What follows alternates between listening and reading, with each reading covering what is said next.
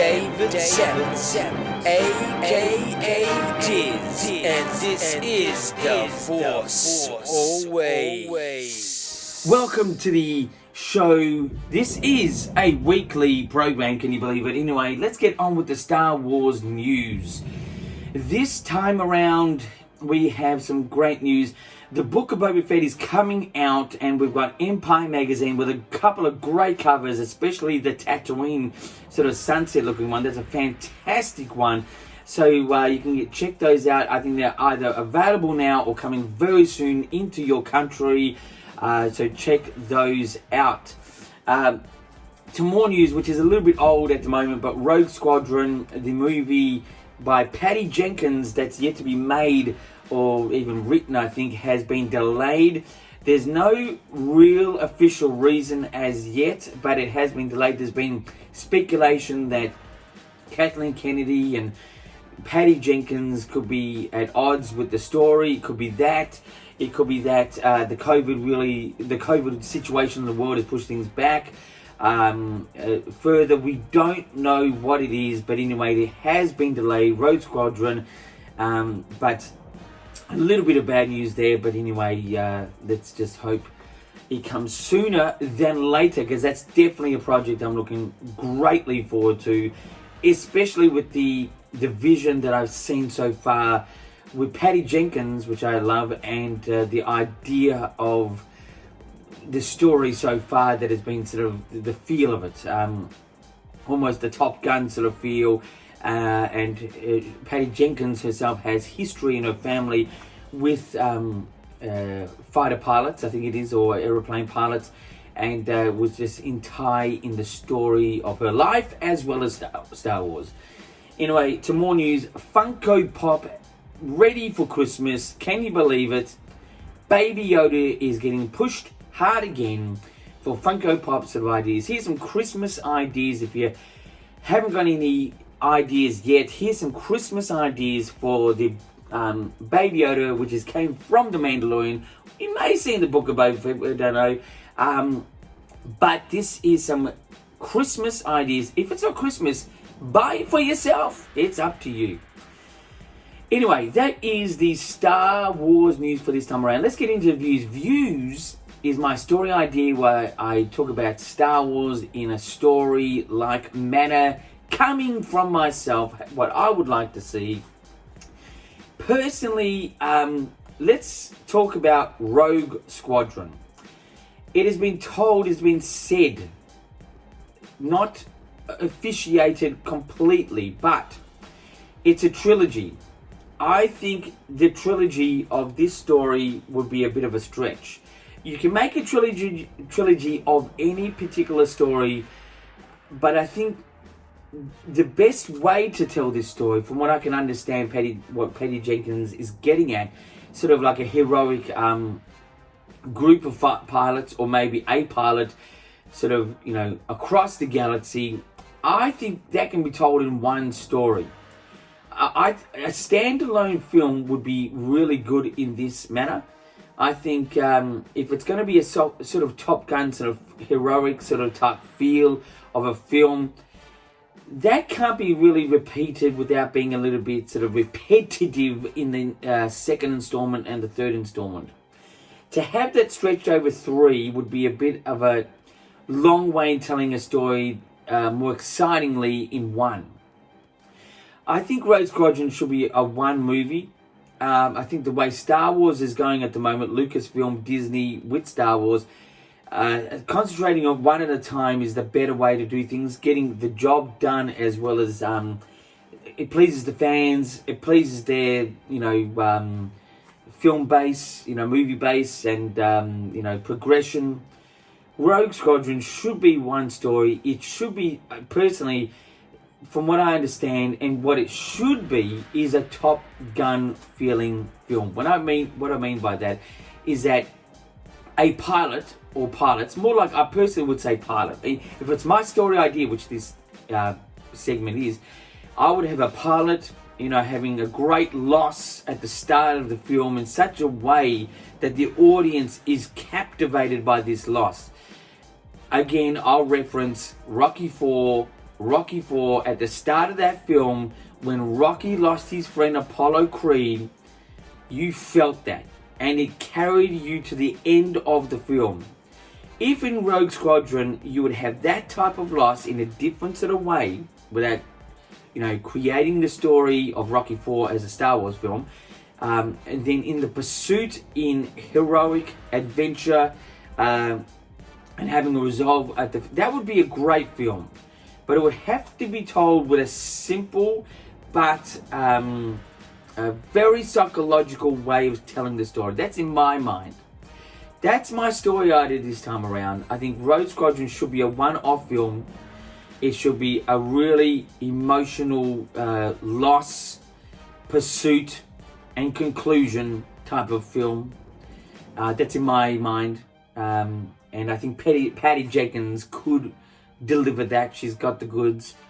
And the idea and the name, the title. I'm a person that likes, I think titles create movies to be a better and worse movie. Even though we all really are after the story, the title I think is important as well. I just think, for example, if Star Wars was not called Star Wars, let's say it was called Adventures in Space, I don't think that would really hold up today. So Star Wars really holds up in 1977 and even now in 2021. And the type of title does give strength to a film. Rogue Squadron, the only thing I'll say, it has been used before. It's not completely original, but it's still a very good title. Anyway, that's my story idea. Let's not ramble on too much about that, but that's my story idea. Let's get into the reviews. Reviews this time is something that I have in my Star Wars archive here. I mean, you see sneakers. There is a Transformers thing back there. Up there, and you see some baseball and football hats, but majority in this place is Star Wars. You're only seeing one perspective of this place, but I will show you something that I hold very, very prized. It's this. It's the video collection of actually Star Wars, Empire, and Return of the Jedi. Now, if you think about it, Star Wars, the actual film, is actually called New Hope. So they're sort of paying homage to the first film when it first came out, which was actually just called Star Wars. This is the special edition that came out about, I think, 96 or 97. This is the video. You can only get this on video, this type of collection. You can get special editions with extra things put in it, like the DVD revamped edition with Hayden Christensen in the Return of the Jedi. And if you look really closely, you'll see Darth Vader when he reveals himself to Luke Skywalker in Return of the Jedi. There's been a bit of alteration there, but that's another story. What I loved about this is the design of the packaging. I mean, the Darth Vader sort of mask sort of really does perfectly blend in like a beautiful package. Now, I'm one at this time. I remember this time like it was yesterday. I went to the only THX film theatre in Melbourne at that time, whether it was officially THX surround sound. That's to be questioned, but it did advertise it within the cinema. It's an area called Knox. I only went to see these films once or twice each, maybe once. But the viewing experience, it was just, it was like having a chocolate cake to yourself. It was just an amazing time for Star Wars. It was before we knew really officially that Star Wars was going to expand. Really, like it really cemented and sunk in. It was just before the time, just around the time though, a little bit after, is when they were going to write the prequels, which was a bit of a letdown for myself because I'd rather go forward than backward. But this video collection is a 10 out of 10. Also, if you're looking at at the start of the film, Leonard Moulton, a classic film reviewer from Entertainment Tonight, even though that's a bit sort of blasé these days, it was credible back then, probably before then, more like 80s. He was a great and respected film critic. He interviews, in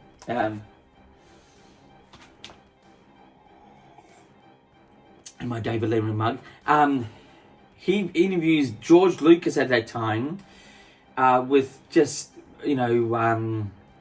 before the prequels were made, what it took a bit to make these Star Wars films. Just a nice little neat interview at the start by Leonard Moulton, an absolute hardcore movie lover, critic back then. He's still doing it maybe now, I'm sure, but he was one I completely admired. But this video, let's go back to the video. The video collection is probably worth a bit these days. It's actually in a good condition. I wouldn't say pristine, I wouldn't say sealed, but this to me is a 10 out of 10. I personally love the special editions. I love the inclusions to these things, even though I think some of the inclusions were not so well done, like the first version of Jabba the Hutt in, I think it was Star Wars or A New Hope. You could tell even at that time it was a little bit not well done, but still I love looking for these inclusions, these new inclusions to the film. It just made the film experience a whole lot more fun. Now that's going to be controversial to some people out there, thinking that they hate the special editions, they want the original theatrical release, and I'm for that as well. But I just think it was just a great idea, and also a marketing idea to really push for the next films. It was great. Every step of the way Star Wars has, besides I reckon recently, has just had a great way of revamping itself and pushing itself forward. I think the biggest mistake Star Wars ever made was going backward at that point in 97, 96 to the prequels. I'm not saying anything bad about the prequels. I'm talking about the idea of going backward in time in Star Wars rather than forward. It just really didn't do justice. But anyway, this is a 10 out of 10. The video collection of the special edition, the original releases, Star Wars, Empire Strikes Back, and Return of the Jedi in one package. I love this, and I prize this. I've had this all this time. I've still got the behind this camera. There's actually a Sony Trinitron TV and a hi-fi video player that I've still kept so I can play these. Yeah. Anyway, that's the review for this time around. Let's get into interviews. That's 2 questions we'll ask myself for you guys out there. First question is, if the rumors are true about Kathleen Kennedy and Patty Jenkins, what do I think of it? This is one of the most irritable parts of Star Wars today. Whether you love Kathleen Kennedy or not, I'm a person that I think she's doing a good job. There is definitely something not right in the public eye with her work being done so far, but I think because of the times that we live in with Instagram, Twitter, and how to really create a film. See, Star Wars is the type of film that from the get-go, from 1977, it's been all about how to make your own film. And from that point, it was like shooting yourself in the foot. People started creating their own ideas. Now, I think the only thing I would say, if someone like Kathleen Kennedy is ever watching this show, but I think she's doing a remarkable job. The films she's delivered is great. Even with Star Wars, I think they're very good. I think there's a consistency, but I think being organised in the actual director and writer needs to be a bit more cemented than just a bit sort of, pick and choose whenever you want at any time. I think that's the part that it's causing an issue in delay and sort of an unsettling within the Star Wars Lucasfilm sort of thing. That's in my opinion. But so what do I think of the Patty Jenkins? I think something has gone wrong. If it's to do with Patty Jenkins and Kathleen Kennedy, I think something has gone wrong with communication with those two. But it needs to be really coming from Kathleen Kennedy. from the get-go and sticking to that is what should be delivered by herself and by her director or writer or whoever they are. That's what from the get-go. That's my only piece of advice, which I'm sure she's smart enough to think that anyway, but just to really put it out there, that's what I think. Anyway, that's the first question. The second question is, will Rogue Squadron ever be released because of this delay? There is only one answer to this, a percentage answer. I will give it 60% at this stage that it will be released. In a trilogy, or as a film, or as a film, or a TV series maybe. I'm at 60% that it will be released. There is a bit of doubt there, especially from this possible breakup between the two. There could have been a breakup in the actual whole film, which will cause it not to be released.